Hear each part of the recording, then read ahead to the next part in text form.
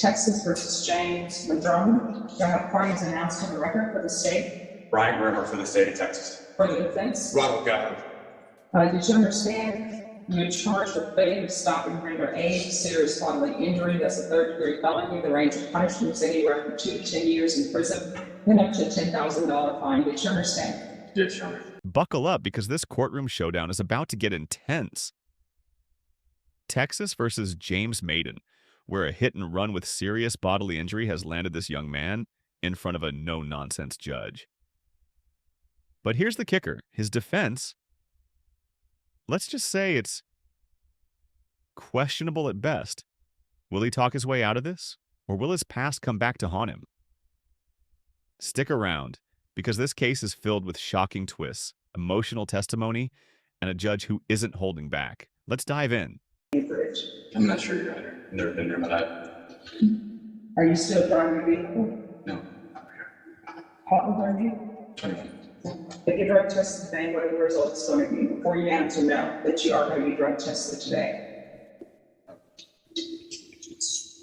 Don't say yes. Just tell me what you're going to be positive for. Probably, maybe a little bit of marijuana. And what else? That's it. I don't know. What do you do with the rest of the day other than marijuana? I work. Where? I would work at Bohannon's. All right. What do you do at Defendant? I'm a dishwasher and a Transcript. So you have a car accident, and your go-to is to leave. Why would you leave a car accident? Just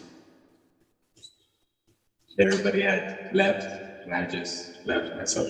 Well, no, everybody did leave because there were two Yes, people there's- remaining in the car, trapped, and somebody had to help them out. So why would you leave injured people behind in the vehicle? I was one of those people injured in the car. When I got out, they All right, let's break it down. The charge here is failure to stop and render aid, a third-degree felony in Texas. That means if convicted, James is looking at anywhere from 2 to 10 years in prison and up to a $10,000 fine. The law requires drivers to stop and help after an accident involving injuries, fleeing the scene. Bad idea. And it looks like the judge is about to let him know just how serious this is. yeah, and I walked home. Okay, this is not where he's going to take. He wasn't driving, is it? We're pleading no contest, Your Honor. Okay. So again, why would you leave someone behind in a vehicle that's injured? You've got to you go to sitting can speak with you. No. Okay. No. Did you call for help where you were? Why not? Just being ignorant. You see, let me just tell you what I know about life or my time on the planet. And I think I can say this because I have more of my life behind me than in front of me. Yes. Is that big things somehow ends up snowballing for young people into bigger things. Number one, there should have been any speeding. Number two, nobody should have taken any drinks and driven. And number three, if there's an accident, you call somebody. And you would have stayed and helped. If you would have called somebody, guess what? We wouldn't be here for a failure to stop and render aid. So how are you getting around time without driving? I take the bus, I will walk. Wait, did he just dodge a serious question by talking about Donkey Lady Bridge? Come on, James. The judge is asking why you left the scene of an accident, and your response is that you don't know where some random bridge is? That's not going to fly in this courtroom. If I have to. I have a daughter that I have to support. So How old is your daughter? she just turned 1. March 13th. Are you and the mother together? Sort of. We talk. We're not married, so we don't live together. Does anyone know the amount of what the restitution will be? Any idea? I don't, Judge. I know our advocate is working on it. I don't know how much, if any, restitution is going to be outstanding. All if there's an issue about restitution, just like the courtroom, we have restitution hearing. Thank you, Judge. How far did you go in school? I stopped at 11th grade. Why? Just struggling with my family. What does that mean? Like, I have to take care of my little brother sometimes, most of the time, because my mom is just not healthy. So I'm really like their dad, and I'm always there to help them out and stuff like that. So What do you mean she's not helping? Where is she? she lives with her mom.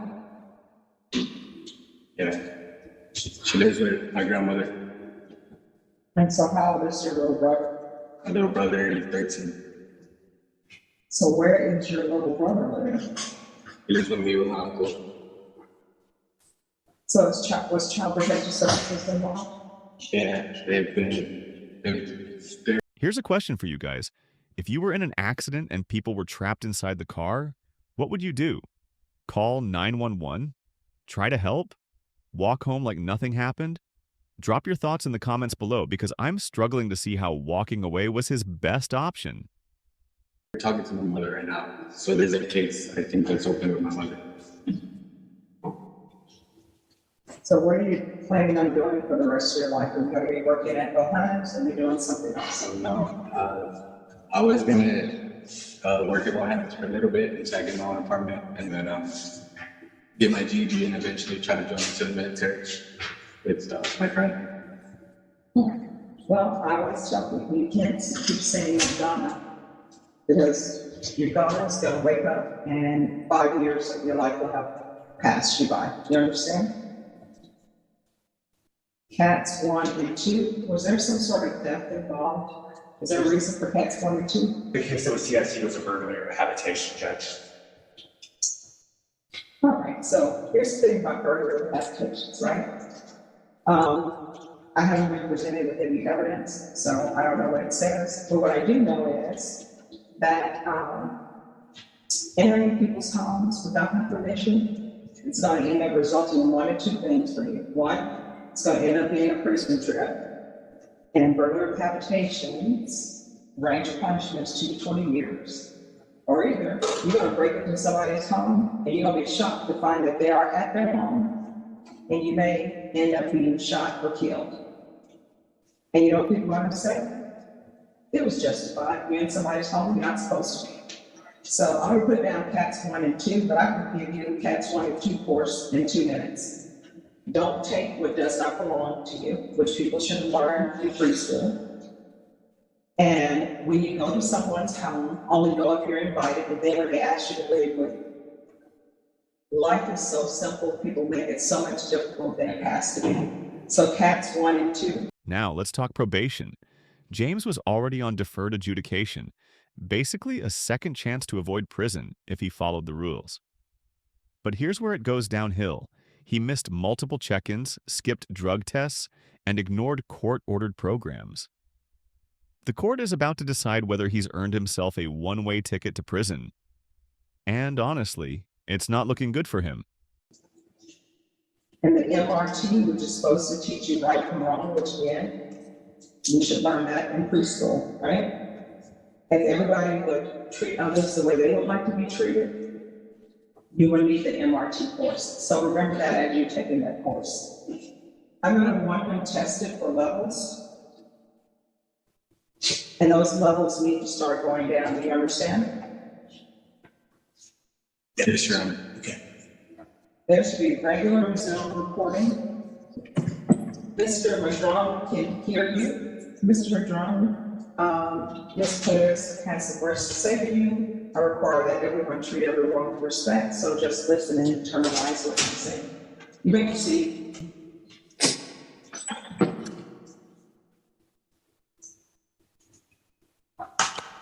After everything, I don't think that you should be in prison or, but I did suffer injuries that are like for a lifetime. I just want you to understand that because I did go through all of that, you do deserve to go through some kind of consequence. Did I cut off? Yes, you did. They keep calling me, that's why. I'm sorry. But yeah, that's all I have to say. But I do forgive you. Like, it happened. It's been a long time already, but I just didn't, I hope you just know where I'm coming from, James. All right, thank you so much. Do you all want to speak with her? I don't believe so. We have contact. We can talk to Ms. Pettis after this. Thank you, Ms. Pettis. Thank you. Thank you. All right, probation will go over conditions with you. Are you the same James Madrone who was placed on deferred adjudication in 2021 CR 2437 for the offense of failure to stop and render aid, serious bodily injury on March 21st, 2022 for a period? Financial burdens, unreliable transportation, taking care of kids. Look, life is tough, but here's the deal. When the court gives you conditions, you follow them. This judge isn't buying these excuses, and neither is probation. And let's be real. If he had time for online parenting classes, he had time to report to probation. What do you guys think? Is this just bad luck, or is James dodging responsibility? 10 years, is that you? State. Violating condition number 4, in Bexar County, Texas, the defendant, James Madrone, did then and there but failed to report to the supervision officer as directed for the months of January and December 2023 in violation of condition number 4. How do you plead to that, true or not true? True, Your Honor. State. Your Honor, we waive the other violations alleged in the motion. No objection. All right, Mr. Madrone, did you understand by pleading true to violation of condition number 4, the court could find it true, grant the motion, find you guilty, and sentence you up to 10 years in the prison and up to a $10,000 fine? Yes, I understand. Knowing that, do you still wish to plead true to violation of condition number 4? Yes, Your Honor. Court will find violation of condition number 4 true. Is there a proposed agreement? It's not, Your Honor. We're going open.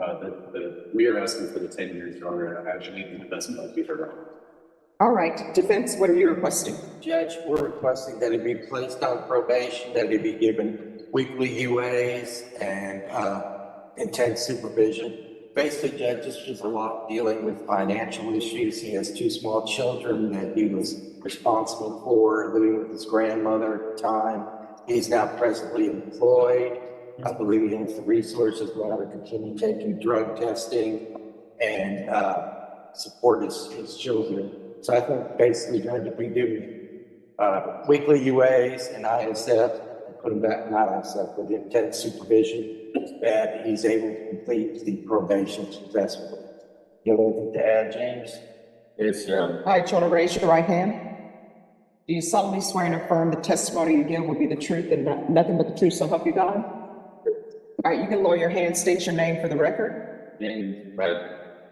All right, it says here that you didn't talk to the manager and you left when asked to stay in the lobby by the probation officer. Your Honor, I was my grandmother, thankful for her that she helped me with my burdens when I had to do these reports and everything, and she would have my kids in the car while I'll be reporting. So at that time, I really didn't have too much time to be there due to my being responsible for 2 children. So that was just that at that time. That was it. Okay, that doesn't make sense to me. Your grandmother is helping you with your children. Yes. And how old are your children? 3 and 1. All right, so she's helping you with the 3 and 1 year old. So you're telling me your grandmother drives you to see your probation officer and then says, I can't wait. Yes, Your Honor. That doesn't make any sense to me.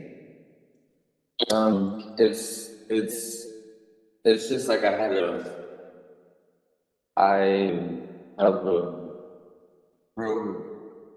real no support, really none. It's just me out there. All right, so your grandmother is not supporting you. Well, in a way she is. In a way. All right, and then it says that they tried to have virtual meetings with you and you kept rescheduling and they allowed you to reschedule it and reschedule it and reschedule it. Again, I had financial burdens. So you didn't have a cell phone? No, You couldn't get a ride by via bus? Your Honor, my grandma lived in Leon Valley and she moved over by Lackland Airport Base, and I did not have reliable transportation. Oh, no, I know for a fact that there's transportation by via for Lackland. And you know how I know there is that? Because one time I made a mistake and got on the looper, which I believe is the 510, and it takes you all around the city. And I was like, wow, this is where the bases are.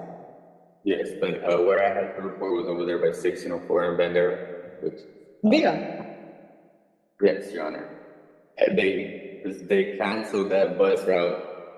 I know it sounds like if I'm making it up or not, but yes, they did cancel that bus route for that reason. That drive was very, very extreme. Did you get the phone call probation and say, hey, this is where I am? Okay. All right, any other questions? This is where things get dead serious. The judge just dropped a hard truth. Breaking into homes? It only ends in two ways: prison or getting shot by a homeowner. And with burglary charges already on his record, James should have taken this warning to heart. The system is giving him wake-up calls, but is he even listening? Mr. Monroe, my name is Hank Wilkins. If I ask you anything you don't understand, I'll try to rephrase it, okay? Do you know the last time you reported? The last time I reported was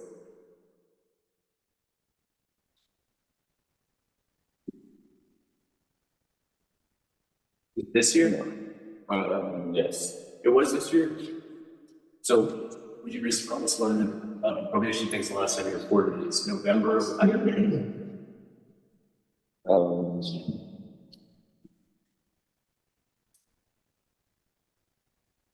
Did you ever do the CATS theft course? No. Did you do the CATS 2 theft course? No. Did you do the moral recognition therapy? No. Did you do anything on probation? I had parenting classes that were available online, which I did do, and I waived over my community service. I'm sorry to interrupt. How can you do the parenting classes online, but you can't report? No, but you can't report to probation online. Explain that to me. I did report to probation online every time I had a Zoom meeting, and when it was in person, it was hard for me to be able to report due to my lack of transportation. Do you remember telling probation in January of this year they're not going to do anything? No. Do you remember telling them, I know the judge will reinstate you? No. You understand that when you pled to this offense, it's a third-degree felony, right? You're looking at up to 10 years in prison. Yeah, I do understand. Yes, I understand. And you knew that, and you still didn't do these conditions of probation, right? You didn't do the moral recognition therapy? Not that I had faced financial burdens, so I did not have support from the mother of my children. She was attending school at the time, but now I have a reliable job. I have the means to prove to the court that I could be responsible in finishing my term of probation. Seems like the easiest thing to do would be to report, though. You didn't report at all this year, right? No, because she said that she was going to file a motion to revoke, and I had said that, okay, that we have to do what we have to do. That's simple. That's what I had said in that response. I pass it, Mr. Chairman. You have to thoroughly run. All right. Probation. Was there any restitution for Elise Perez and Kimberly Soto?